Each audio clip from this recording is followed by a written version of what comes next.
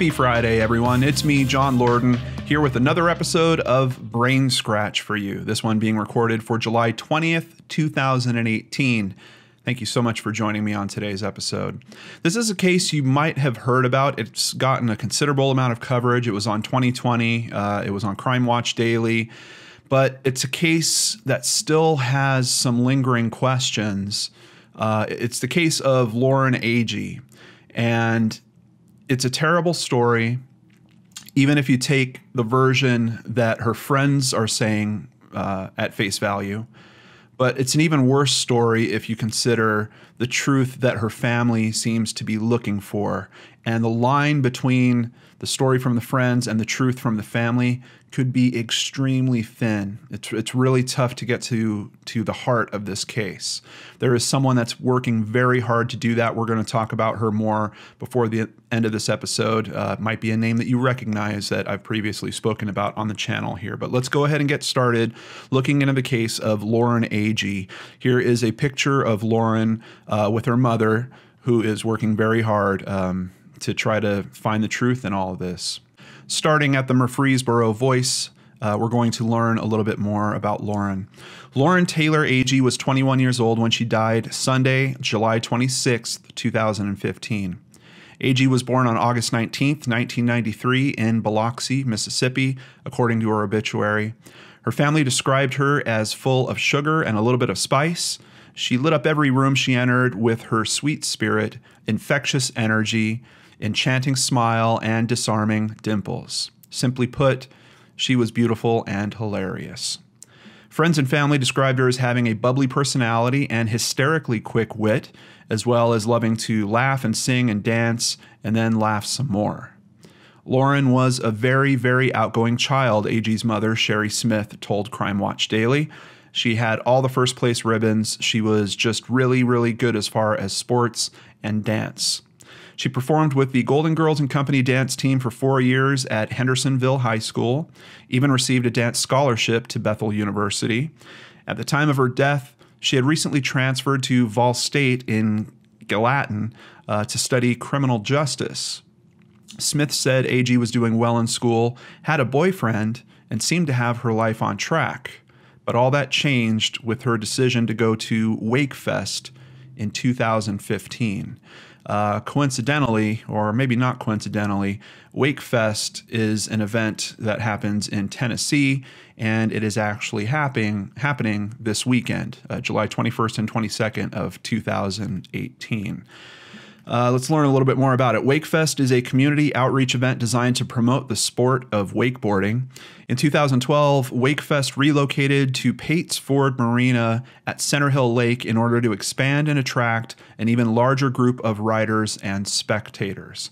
And they actually have a map, actually also worth noting here. We can see from some of the sponsorships, it's probably the type of event where you might have a drink or two. It certainly seems like that from the coverage that I've seen on this story. Seems to attract a bit of a younger crowd. Looks like a beautiful area. Here on the map, we can see there's this interesting little piece of land that kind of juts out into the water here. This is a big part of our story because this is an area where people go cliff diving occasionally. And for some reason, the group that Lauren was with decided that they wanted to sleep there. They actually set up camp at the top of this. And it's very steep on one side. The other side, it's not quite as steep, but it's still a pretty good fall all the way down to the water. Over at WGNS Radio, we see the terrible update from July 28th, 2015. Body of female found in Center Hill Lake identified. Although no foul play is suspected, the DeKalb County Sheriff's Department is still awaiting findings of an autopsy before issuing a statement on how 21-year-old Lauren Taylor Agee died. The Hendersonville woman's body was found Sunday afternoon by a fisherman on Center Hill Lake near the Still Point boat ramp across from Pates Ford Marina. Reports say she had been enjoying an outing with friends known as Wakefest over the weekend and was camping near the edge of a steep cliff overlooking the lake prior to the tragedy. Over at WATE.com, authorities determined she died from a fall from a cliff Agee's blood alcohol level was more than twice the legal limit, but her mother, Sherry Smith, believes some of the last people to see her daughter alive are responsible for her death. Now, before we even really get into the details, the deeper details of this story, just already on the outset, we have a really tough case to prove. We know that they're camping up on this steep ledge area. We know that the authorities have determined that she fell in and that is what caused her to die. But still, we need to consider the possibility, was it an accidental fall? Was she prompted in some way to fall? Was there something that someone else did that possibly helped her fall in some way? There's a lot of different angles in terms of what can make a person fall. And that's really where the questions lie in this. And that's really where the truth becomes very hard to determine, because you have a handful of her friends that are up there at the time of this. And some of them we have a few comments from, but there's not a whole lot of information that's coming from these people. And then, of course, the information that does come from them, as we're going to see, certainly might make you think twice. But let's continue here. On July 25th, 2015, Agee, her friend Hannah Palmer, Palmer's boyfriend Aaron Lilly, and his friend Chris Stout, whom Agee had just met for the first time, were hanging out together at Wakefest. Also there was off-duty police officer and Wakefest security guard Chris Yarchuk. He told 2020 that he actually met Agee at a bar. He said he saw Agee and her three friends leave the bar around 2 a.m. after a night of drinking, and he watched the four of them walk down the dock by the lake. The foursome took a boat to their campsite located on a treacherous outcropping across from the lake's marina. On the outcropping, there is a 35-foot drop down to the lake on one side and a 90-foot drop to the lake on the other, and it can only be reached by boat. And let me just describe to you guys, because when I first heard that, I was kind of confused. I'm like, how could you have a difference, such a difference on one side as opposed to the other? Basically, the side that has the 35-foot drop, there is land that is all slanted down to that point. So could she have fallen off on that side? Yes. She likely would have stumbled down to almost kind of a ledge, and then would have had to have gotten to the edge of that ledge and then fallen into the water from there. The likelihood of that is severely challenged by a lot of people that have looked into this case. On the other side of this outcropping, it's a bit of a straighter drop. So that's why we're getting this information about 35-foot drop on one side and a 90-foot drop on the other. The next afternoon on July 26, 2015, local resident Lynn Blair and his son, Dylan, were fishing on the lake from their boat. When they got close to the cliffs near the outcropping, Blair said he spotted hot pink shorts. He soon realized he was looking at Agee's body floating face down in the water. Palmer, Stout, and Lilly all told police that they were intoxicated when they walked back to the campsite.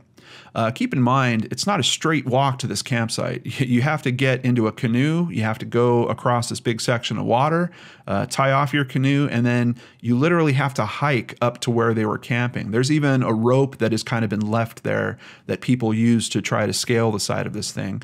And according to the information that we hear from Yarchuk, this is happening at about 2 a.m.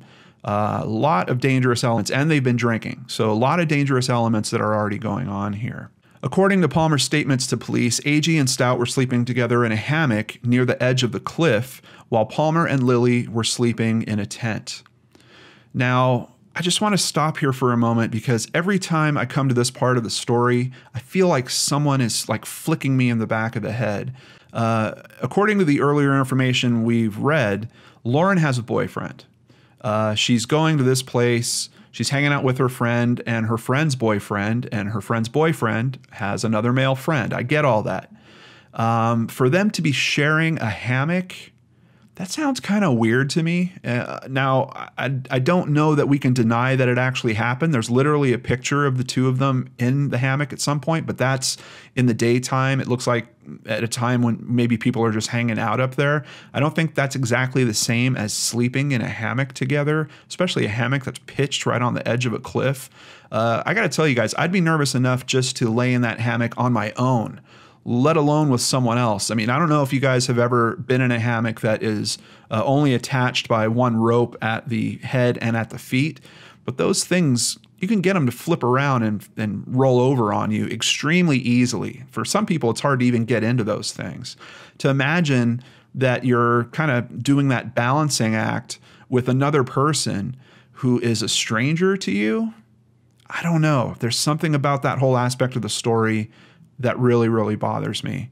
I just had to share that with you guys. And I don't have a lot of information to counter that point. I'm just wondering about the feasibility. Is it realistic that she would have even put herself in that position of sleeping in that hammock with that guy? I don't know. I woke up and I woke him, Stout, up, and I said, "Where is Lauren?" Palmer said during a police questioning. And he said, "She got up a while ago, but I didn't feel her." Now, once again, let me just remind all of us, we're talking about a hammock. And of course, yeah, if you've been drinking all day, I mean, maybe you can get into a real deep sleep. But even his statement seems to be kind of contradicting itself here. He's saying that, yeah, she got up a while ago, but I didn't feel her. So do you know that she got up? Or you were assuming that she got up? I mean, if you didn't feel her, then, I mean, I guess you can make the assumption just because you woke up and she wasn't there. So she had to have gotten up a while ago. But also the statement about not feeling her in a hammock like that, like I mentioned, you've got this kind of balancing act that's going on. If someone gets out of the hammock, you're going to have to turn or you're going to feel the movement in some way. You're not just going to stay in a position. It's not like someone else that crawled out of bed. You can't just stay in the same position. You're going to have to shuffle. You're going to have to move. So I really have trouble with some of the statements that are already coming out here. And I said, "How long?" And he said he didn't know. So he had no idea when she got out. Palmer said she was worried, especially since Agee's flip-flops, purse, and cell phone were still at the campsite, but they didn't call for help. Once again, just red flag, red flag, red flag. We thought maybe someone came and got her, Stout told police during questioning. We then went down to the boat dock and we waited and waited and waited. I don't know why you're not at least talking to people, asking for help in a case like that. There's a lot of strange actions that these people are choosing to take, and it does seem kind of interesting to me that I don't know if it seems interesting. It doesn't seem authentic to me. Let me just put it that way. Sherry Smith said she got a strange phone call from Ryan Melanson, a police officer who was working for a neighboring police department during Wakefest soon after Agee's body was found. He told her he did not believe Agee's death was an accident. He had spent time with Stout and Lily at the scene and said both of them were acting nervous and didn't seem to express sympathy for Agee's death during police questioning. Once again, a lot of strangeness, and even people on the scene are talking about it. Frustrated by the response she was getting from authorities, Smith enlisted the help of private investigator Sheila Wysocki. Now, if you guys don't remember, Sheila is the private investigator I was sitting next to when I went to CrimeCon with Danielle Hallen. And I got to know Sheila pretty well over that weekend. I also attended a breakout session that she did that was looking into the Jonathan Cruz case. You might have seen that episode of BrainScratch where I've gone into that case as well. We've kind of continued our friendship. She asked me for more analysis on the Jonathan Cruz case to help them prep for trial. I was very flattered that she had done that. And I'm now looking into this kind of in cooperation with her, let's just say. There's a very good chance, if everything goes according to plan, that next week's BrainScratch is going to be me interviewing her about this case in particular. Someone that I have a lot of respect for. So let's continue here. When you start looking at the autopsy and the crime scene photos and you look at her injuries, they weren't adding up, Wysocki said. Looking at the autopsy photos, Wysocki said there appeared to be a strange bite mark on one of Agee's breasts, and she believes Agee's body showed signs of strangulation. Somebody choked her, she said. Somebody either held her down or choked her. But Dr. Jonathan Arden, a forensic pathologist with 20 years experience as a government medical examiner, reviewed Agee's autopsy photographs and does not agree with Wysocki's assessment that there was foul play. To me, the evidence is highly consistent with a fall off a cliff, he said. As for the mark on Agee's breast, Arden said, based on his assessment, I'm not convinced that that is a bite mark at all. So obviously conflicting opinions, and we do have an expert kind of chiming in on one side of this argument. Bite marks are tough. I know that we've spoken on the channel before about bite mark analysis and kind of how flaky of a technology that is. I believe that law enforcement is really moving away from that. Actually, it's been a long time since I've even heard a case that has done any type of bite mark analysis. I don't know if I haven't seen this mark for myself, so I don't know if this is even a case where you could even attempt some type of bite mark analysis to at least try to match it with the 3 other people that were up on top of the cliff at that point. And even if you could, I don't know how admissible it would be, because it seems like that type of testimony has been blown out in court cases time and time again. As I mentioned earlier, Crime Watch Daily has done coverage on this case. I will have this link, as always, in the sources section of the description box down below. I highly recommend that you check out their video coverage. They do some really good interviews on this case. Cassie Franks went to high school with Lauren, and they bumped into each other on the docks at Wakefest. Lauren there was alcohol in her system. You could tell she was having a good time, said Cassie. Christopher and Aaron were known thrill seekers, spending the day wakeboarding on the lake. But Sherry was shocked to find out her daughter tried something far more dangerous, cliff jumping. The cliffs at Center Hill Lake are terrifyingly steep, and the water below is filled with hidden rocks. If you throw yourself off of it, you can miss the rocks and you can land in the water, said Cassie Franks. But Lauren's jump didn't go as planned.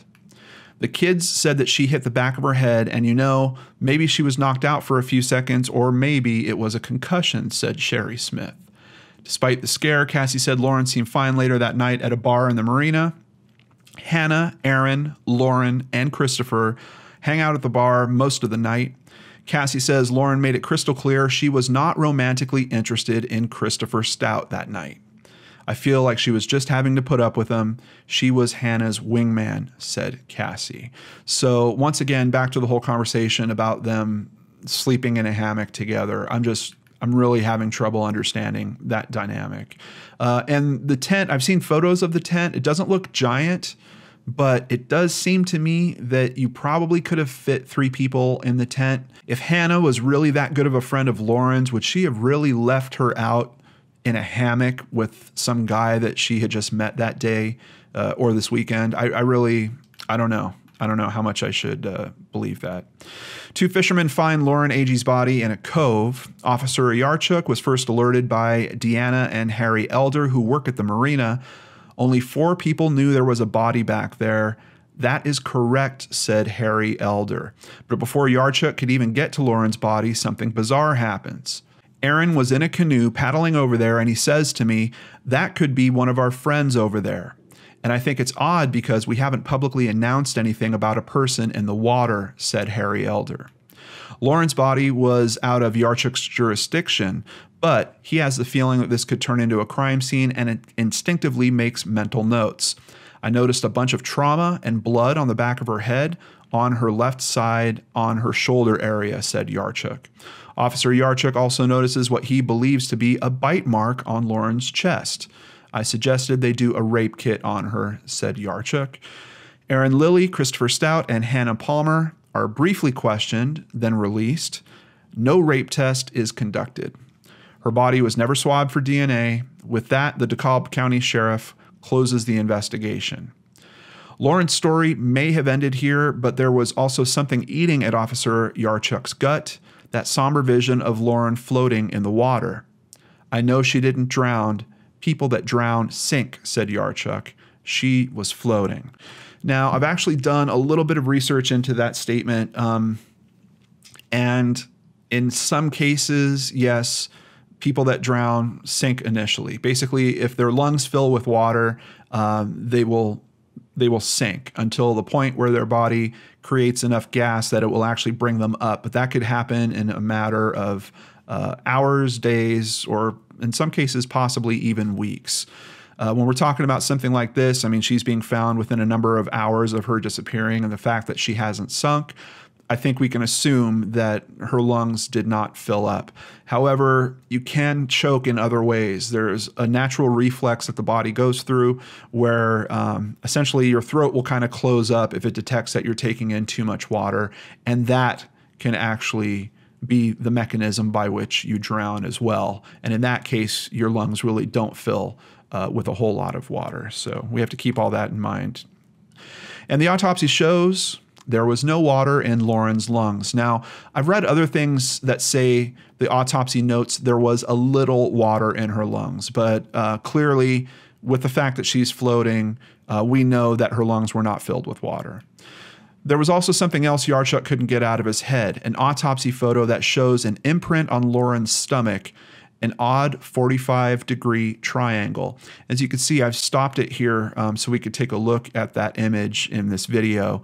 And this has been sweetened up a little bit. At the start of the video, it's much less noticeable, but they're trying to show you what the shape is, and the shape is certainly there.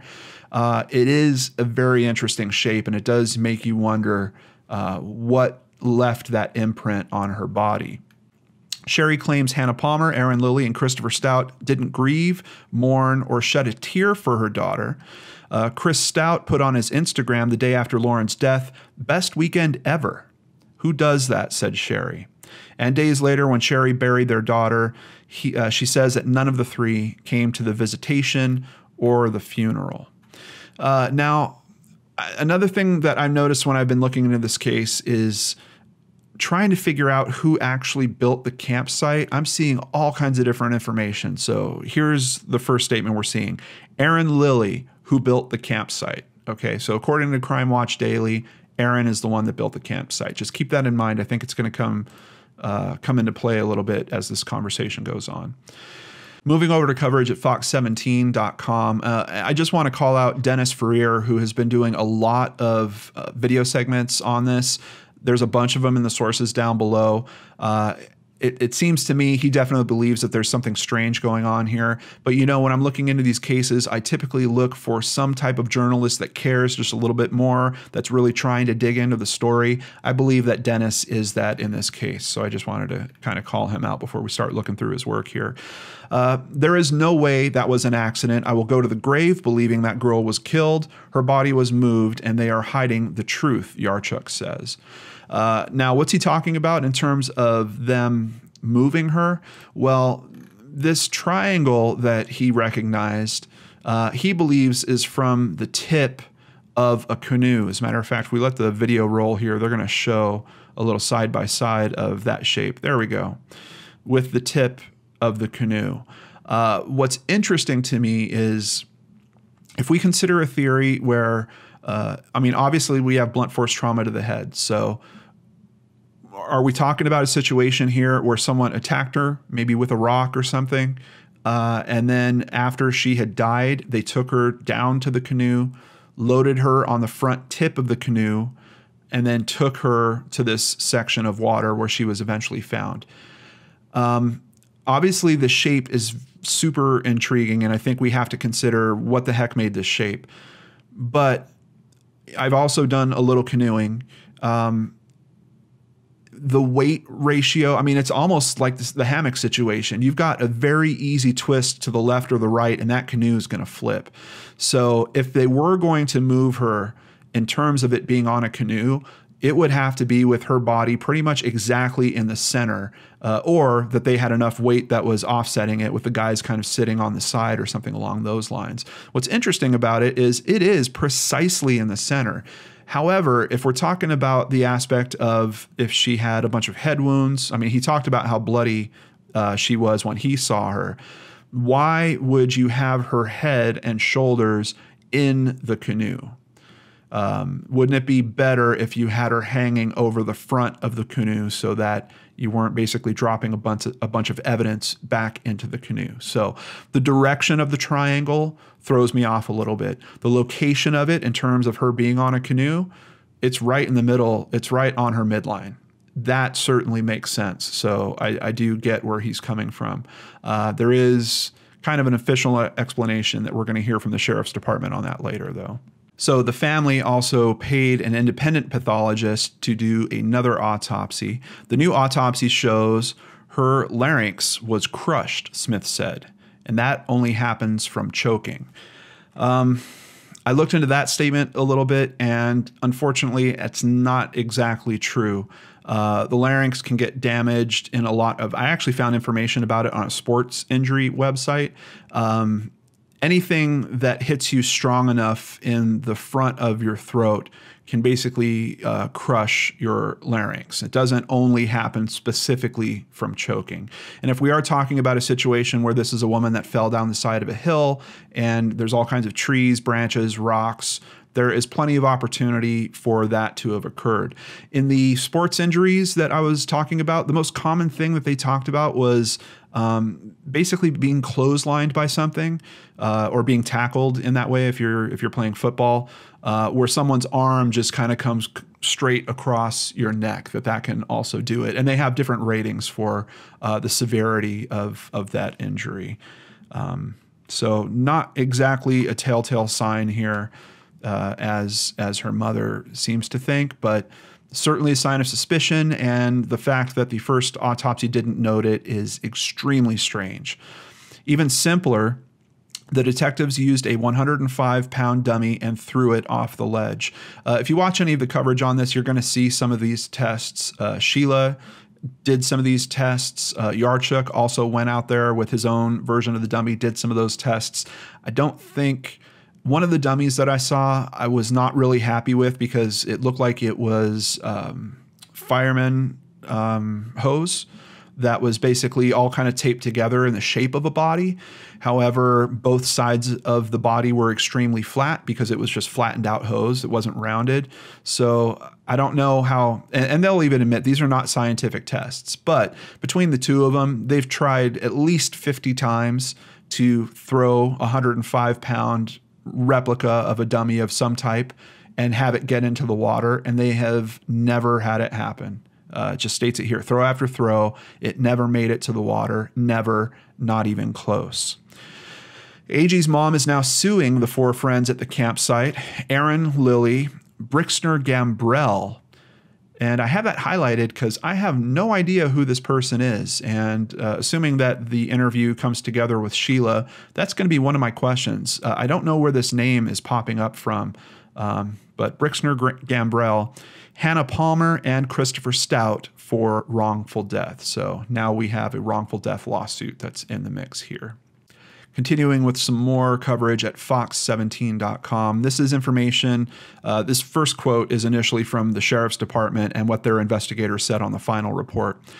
During the course of the investigation, I talked with friends, family members, bystanders, and other law enforcement officers about the case and did not find any evidence of foul play. Fair enough, but Fox 17 points out here, no one ever talked to two police officers who were immediately on the scene, Chris Yarchuk and Ryan Melanson. At the time of Agee's death, they were a White County patrolman and a sergeant. Yarchuk and Melanson said they had strange conversations with the people camping with Lauren Agee and saw evidence they thought was ignored. Never interviewed, these two officers were the ones who first picked up Stout and Lily for questioning. Quote, when we got them into the pontoon boat with us, Aaron Lilly told Chris Stout to shut up. I will tell them the story. Don't say anything. And for me, that's red flags everywhere, said Yarchuk. When they were alone with Officer Melanson, he heard one of the strangest things anyone has ever said to him. Quote, at one point, he was looking at my sidearm. I asked, what are you thinking over there? He said, I'm thinking, how am I going to get that gun off your hip and get off this boat? I said, that is not going to happen. About 10 minutes later, he said it again. He wanted off that boat. The last person to see Lauren Agee alive was named Evan Shelton, and he says no one ever spoke to him. I'm flabbergasted, said Shelton. Lauren left the bar in great spirits, and she was not intoxicated. She was normal Lauren. You know, we know from the coroner's information, she was intoxicated, twice the legal limit. Was she the type of person that could kind of handle herself well while being that intoxicated? Maybe. And I would kind of hope so, because they basically went hiking in the middle of the night to get back up to where their campsite was, which I still think is ridiculous.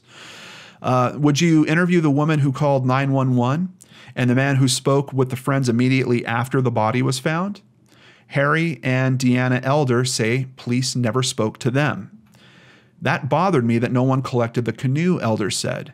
Their only transportation to the cliffs, the boys' only transportation to the campsite, and there it sat, untouched.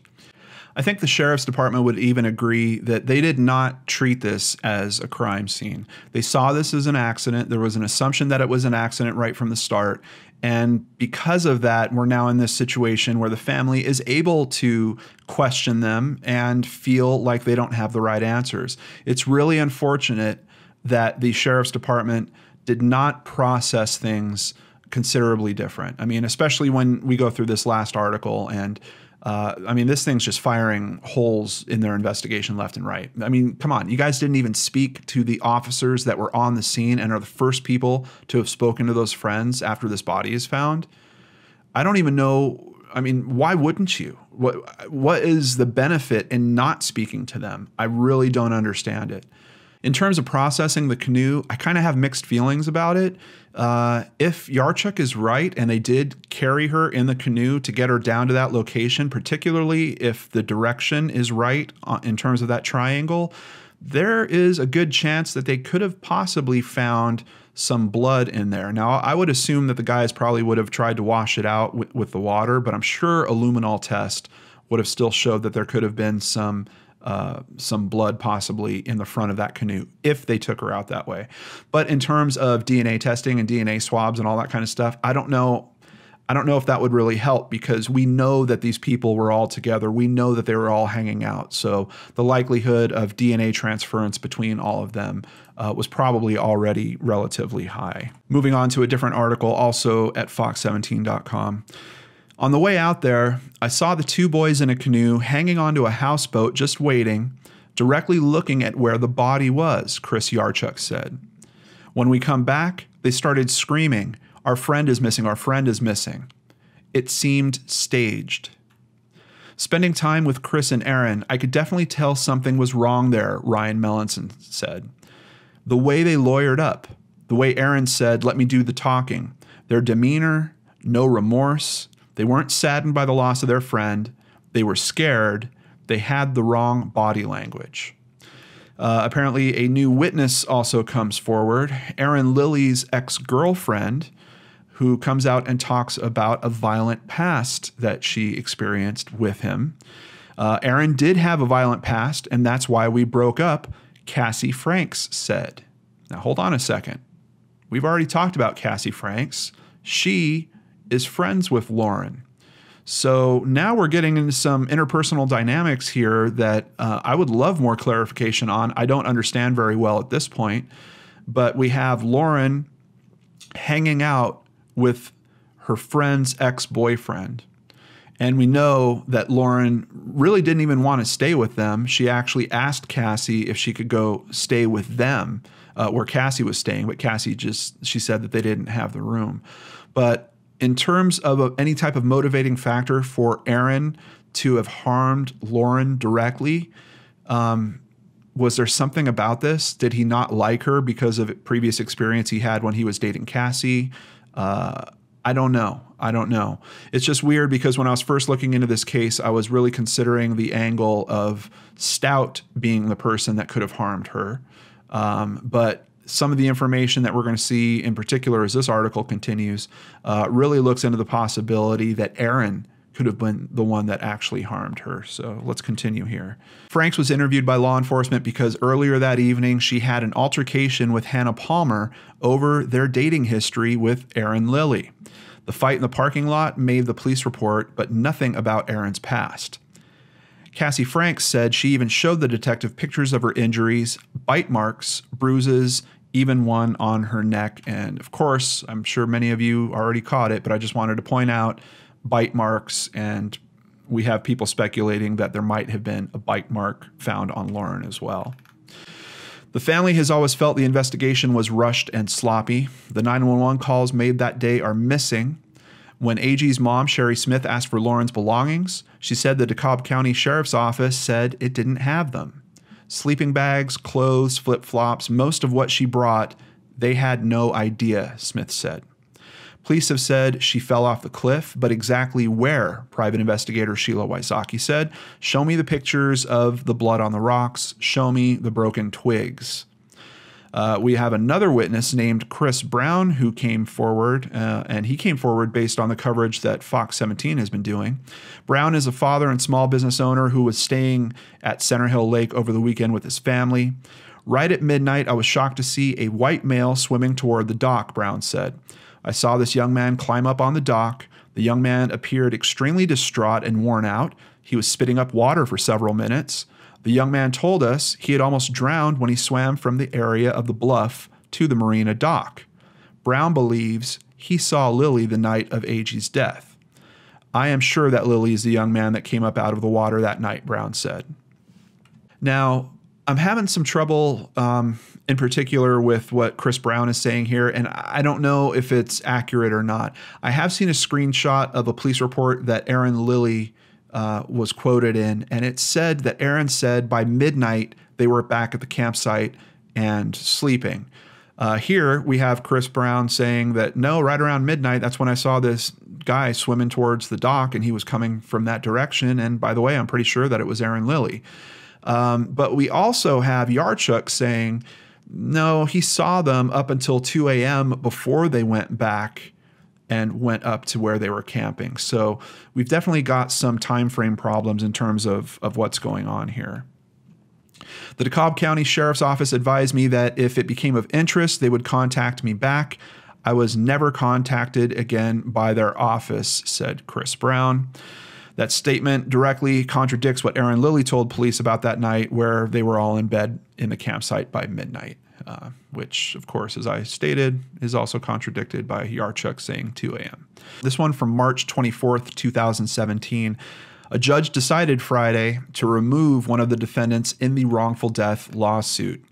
The Agee family says they have proof there are 4 different stories out there, but they can't get anywhere because Hannah Palmer will not answer questions. Circuit Court Judge John Young said the Agee family has fallen short in providing evidence that Hannah Palmer was involved in Lauren Agee's death. Hannah Palmer was removed from the wrongful death lawsuit. Agee's family vows to appeal it as soon as possible. Quote, "It is somewhat of a perversion of the justice system to allow someone to not answer a question, yes or no, if they killed someone, and act as if there is no evidence out there, which we clearly have all kinds of circumstantial evidence and witnesses and conflicting statements," said Agee family attorney Alex Little. "I think this is not the end of the case. I think justice will prevail." Now, interestingly, Sheila actually did get to speak to Hannah Palmer before all of this. Wysocki interviewed Hannah Palmer after police questioned her. Wysocki says Palmer got a phone call during the interview. What we were able to hear was, "Stick to the story," Wysocki said.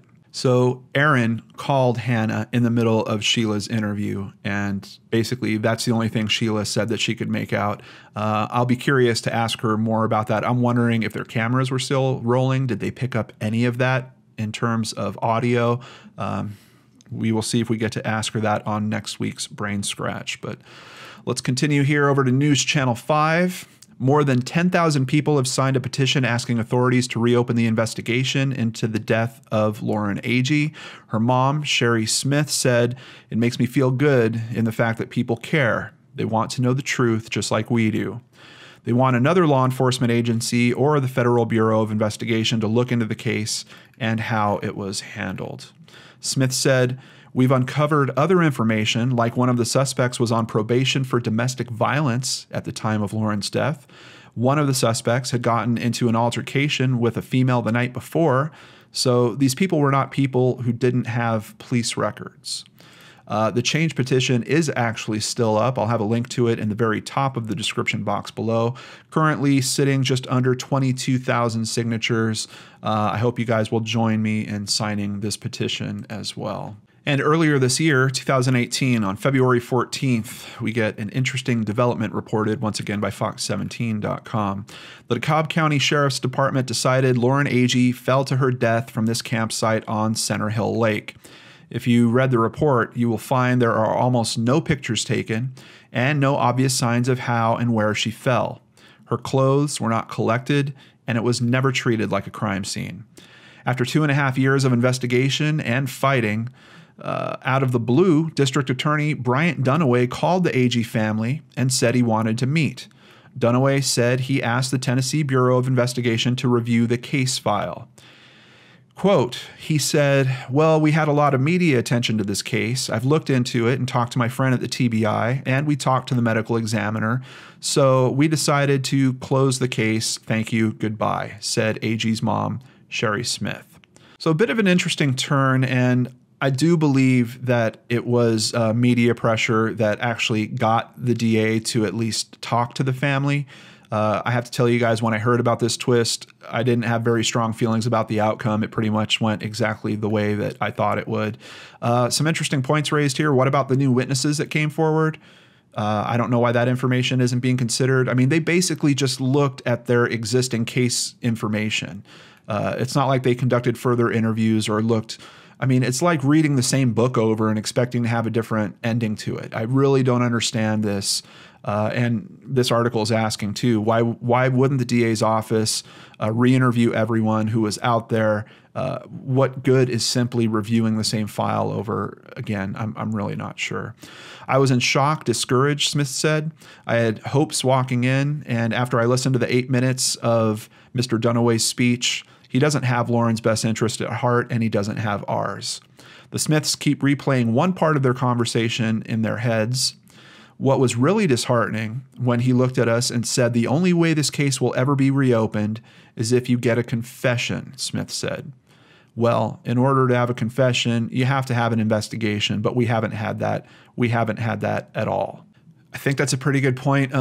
Quite honestly, outside of deathbed confessions, I think that's the one area where you might not have to have an active investigation going to kind of prompt the confession. Deathbed confessions, actually also with inmate confessions, but it seems like those are kind of getting flakier and less reliable as time goes on.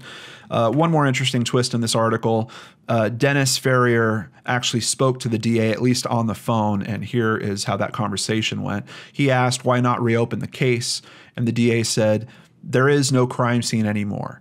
All the people involved have lawyers, and there is nowhere to go in the case. I don't know why he would be kind of scared off that people had lawyers. That really doesn't make any sense. So what? That doesn't mean anything. Run a process here. See, put them on a stand. See if you can get them to answer some questions, or even outside of that, just see if you can get them and their attorneys in a room and have a conversation about why they're not talking. Something. Having lawyers isn't a reason to not prosecute people. I don't get that at all. Do you admit the original investigation was substandard? I don't really want to comment on the original investigation. Well, I think you just did. Why not interview some of the new witnesses? They don't know what happened. Hold on a second. You're telling me you know what people think before you've actually spoken to them? He goes on, they weren't there when this occurred. What are you talking about? One of these witnesses in particular is talking about the time frame. He was at the place. He saw someone swimming over. How can you say this? I have no idea. He then continues, there is a finite amount of witnesses who were there when this happened, and they have all lawyered up. I am in the business of prosecuting people. I wish I could in this case, but there is no reason to reopen a criminal case. I don't think he'd be reopening a criminal case. I don't think it was ever a criminal case to start with. And once again, he seems really concerned that people have lawyers. And, you know, it just kind of leaves me with an interesting thought. Is he in the business of prosecuting people? Yeah, sure he is. But if he had one less case to worry about, do you think he would still have his job? Do you think he'd still be the DA? Another article here at WJLE is talking about the DA and his decision to really not continue with this case. And it does raise Remember that question I asked you guys about at the beginning? Why are we hearing about so many different people being responsible for the campsite? Here specifically, in a statement released in March of 2017, Sheriff Ray said that through the investigation, it was found that Agee and her friends had been camping atop a narrow bluff where Lauren and another individual had tied their hammock. And then it even goes on to call it Agee's hammock. So the question that I had and why I've been tracking this, trying to figure out who really set up this hammock, is because if we are talking about a accidental death, if we are trying to find someone responsible in some way, I'm not saying completely responsible, but maybe has some level of responsibility for that, don't you think the person that actually set up the camp and the person that actually specifically set the hammock up where it was might have some responsibility for what happened? I've heard that Aaron set it up. I've heard that Lauren set it up. We've heard that this other guy that isn't mentioned in this case in any other way at all is the person that actually set up the campsite. And then, quite honestly, the whole bottom quarter of this article is that same Sheriff Ray, commenting on the triangle mark, and that he believes it is an exact match for the boat that they used to move her body, that there is a box on that boat. Now, Yarchuk says, hey, look, the box on the boat would not be a 45-degree angle. It would be a 90-degree angle. They're saying that they laid her down face down on a TWRA boat to transport the body back to the boat ramp, and that's how that mark happened. But then he says, by the way, we've got photos after she got back over there. They don't show the mark. We've got photos from the medical examiner. They don't show the mark. And I don't know why those statements continue. I'm telling you, the whole bottom quarter of this article is him trying to defend the position about this mark. And quite honestly, it would be super simple to defend. Show us a picture of this box that you're talking about, and let's match that shape up. I can't find a picture of this box anywhere. When we look at the tip of a canoe, you know, pretty easy to imagine that that could be the item that made that shape. I'm not saying it is. I'm not saying it's the only thing that could, but it certainly is something for us to consider. So where's this case going from here? Well, that's part of why Sheila is reaching out and doing a bit of media work on this lately.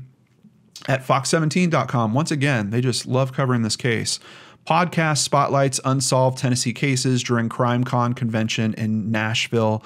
Here we can see Sheila. Actually, just about 8 feet to the right of this shot is where Danielle and myself were sitting. Nashville private detective Sheila Wysocki and her nonprofit Without Warning made a podcast about Agee's case, which has garnered national interest. That podcast is called Without Warning. The first episode is coming out on Thursday, July 26th. As a good reminder, on next Friday, the day after that, is BrainScratch, hopefully with Sheila Wysocki. Keeping the fingers crossed for that. I've already got a huge list of questions, but on top of that, if you want to ask her a question, please try to get it in the comments below right now, today, Friday, when I've posted this. I'm interviewing her, if it does come together, later today. So the earlier you get those questions in, the more likely I'll be able to review them and integrate them into my questions for her during the interview. So what do you guys think? Is this really as simple as an accidental death? Is there something else going on here? Did something help prompt that accident, or is it something even worse than that? Let's talk about it in the comments below. So it's time to review comments from last week. The case we talked about last week was Colin Madsen, the student in Russia. Very intriguing case, and I've learned a lot more since last week about it, but let's start with your comments. Melina123, snow does not stop dogs from finding people/scent. Rescue dogs are the most important tool in finding avalanche victims, often buried under tons of snow. You know, Melina, I actually had that thought when I was editing the video last week. I was like, well, wait, like Siberian Huskies, and I mean, there's dogs very specifically used in those types of rescue situations.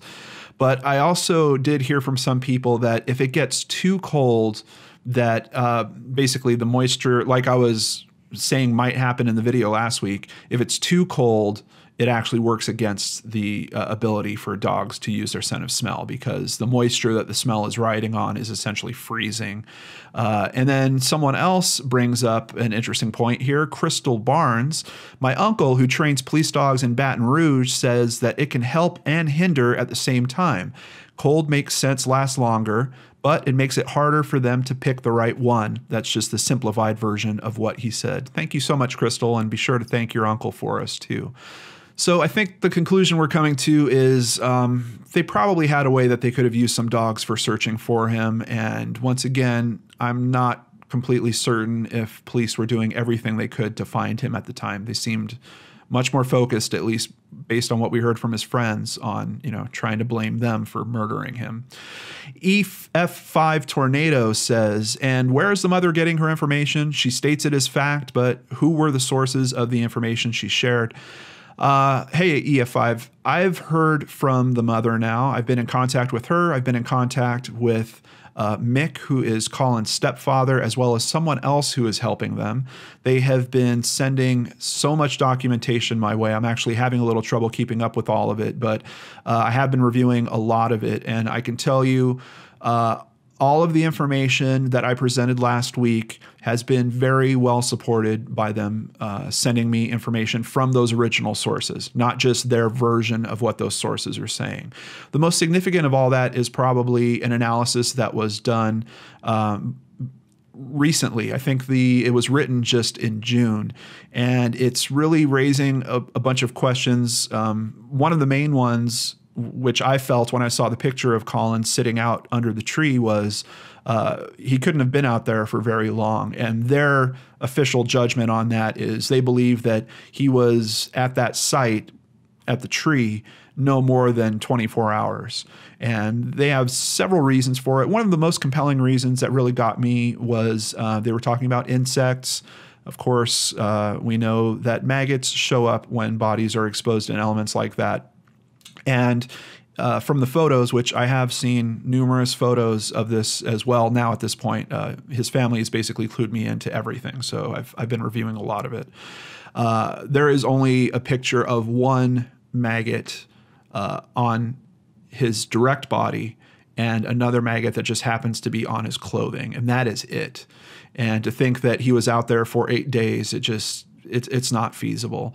They also sent me information about the temperature variances that were going on. That morning that it snowed was the only day for that whole week. I mean, it really warmed up right after that. So all these theories that we have about, potentially the body being kind of preserved out in the snow and all that, they're really not holding up very well. And I'm really trying to figure out how to do another episode on this case. So I'm going to keep looking at the information. I feel like what would help most is something very small that gets to the precise points of why this is obviously something other than the conclusion that the Russian authorities came to. The biggest thing that has shocked me in terms of the information that they have sent me is pictures of the tear in his pants. It is a tear on the backside of his pants. It is directly, I don't know how else you'd say it. It's right up his butt crack, essentially. The tear, it looks like it's at least 10 inches long. And what I'm really bothered by in the photos that I've seen of the tear is it looks like it was started with a knife. It looks like a knife was stabbed into the bottom of almost near the backside of the crotch of the pants. The blade was taken out, and then someone, I believe, put their fingers in there and pulled it from there to rip it, another 8 or 9 inches up, all the way to the waistband, where obviously it would be very tough to rip because, you have the fabric doubled up there. On top of that, his fly was undone. It's really making me think that, actually to this next comment, let's roll into the next comment. Birgit Huvetsku, hope I said that right. Thank you for all your amazing work. My heart goes out to Colin's mother. I fear this might be a hate crime where the killer thought Colin was gay. This is a sad case. Just with the status of how his pants were found undone in the front and with that tear in the back. It's such a ridiculous tear. I can tell you, no one would wear their pants outside with that type of tear on it. So I don't think that this is just, oh, he's a young guy, it's the only pair of pants he had. No, it's a huge tear. It's quite obvious it was started with a very sharp instrument at the bottom and then tore from there. There's even fibers that are still making it across both sides, and those fibers look completely clean. That's kind of what I was talking to the family about. This seems like this is either a hate crime or someone trying to intimidate him. I hate to imagine that they did this, you know, to his pants while he was in them. I'm pretty sure they did. I just hate to imagine that he was still alive while this was going on, that maybe they were threatening him, you know, by saying they were going to rape him or something, and did that. But unfortunately, looking at it, that's kind of where it leaves me. So I'm still trying to figure out how to do a follow-up to this. Of course, I told Dana she's welcome to come on the channel at any point. You know, she seems a little leery about that. I totally understand. They also have a lot that they're focusing on, trying to still raise the exposure with kind of in the political arena around this as well. But I'm really going to sit with it. If you guys have some thoughts on other ways where you think I might be able to help with this, please let me know. But I'm really feeling like it needs to be so simple. Just bullet points, boom, boom, boom. These are the 3 or 5 reasons why we know this case is wrong the way that it's come out, and what can we do to turn that around? How can we change that? I also want to thank everyone out there that signed the petition. I truly appreciate that. And his family seems like wonderful people from my interaction with them. Dana has been extremely complimentary of the work that we did. She was very happy with the episode. I'm sure you guys saw she left a comment on it. I think just even within a day of when it came out. It's really tough. I want to help them. I want to help them more. I'm still just trying to work on how do I make that happen. So thank all of you that cared so much about this case. I really appreciated reading through your comments and seeing that everyone was talking about this. And I know some of you are, you know, debating, is Russia the type of country that I should travel to if I have some reason to travel to? Those are things that, quite honestly, I can't answer for you guys. It's kind of a case-by-case basis. You know, Colin loved that culture. He wanted to be out there. He wanted to go to school out there. He learned the language. He wanted to learn more about it. I don't know. I just think we have to look at this as a cautionary tale and kind of integrate that into our lives as well. Thank you so much for hanging out with me here today, everyone. I really appreciate having you there. I hope you have a wonderful weekend, and I'll see you back here on Monday on the Lord and Arts channel.